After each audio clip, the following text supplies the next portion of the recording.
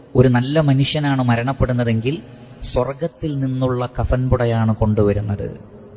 മലക്കുൽ മൗത്തിന്റെ കയ്യിൽ സ്വർഗത്തിൽ നിന്ന് ഒരു പുടവ ഉണ്ടാവുന്ന ഈ ആത്മാവിനെ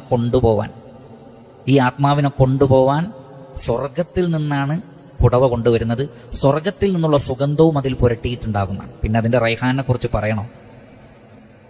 അവ മരിക്കുന്ന ആളുടെ അവസ്ഥ ആലോചിച്ച് നോക്കൂ. അല്ലാഹു സുബ്ഹാനഹു വ തആല നാം ഏവരെയും ആ മുഖറബീങ്ങളിൽ ഉൾപ്പെടുത്തി അനുഗ്രഹിക്കുമാറാകട്ടെ.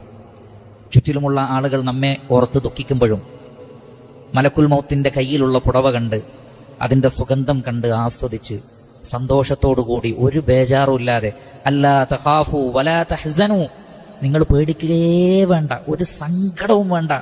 അഥവാ പോവാനുള്ള ലോകത്തെക്കുറിച്ചുള്ള പേടിയോ വിട്ടേച്ചു പോകുന്ന ദുനിയാവിനെ കുറിച്ചുള്ള സങ്കടമോ വേണ്ട. ഈ രണ്ട് അവസ്ഥയാണല്ലോ മനുഷ്യനുള്ളത്. ഒന്ന് മരിച്ചു കഴിഞ്ഞാൽ റബ്ബേ ഞാൻ ഖബറിലേക്കാണല്ലോ പോകുന്നത്, എന്താണ് അവിടുത്തെ അവസ്ഥ എന്ന് മരിക്കുന്ന ആൾ ചിന്തിക്കും. രണ്ട്, അല്ലാഹുവേ എൻ്റെ മക്കൾ, എൻ്റെ ഭാര്യ, എൻ്റെ സ്വത്ത്, എൻ്റെ ബിസിനസ്.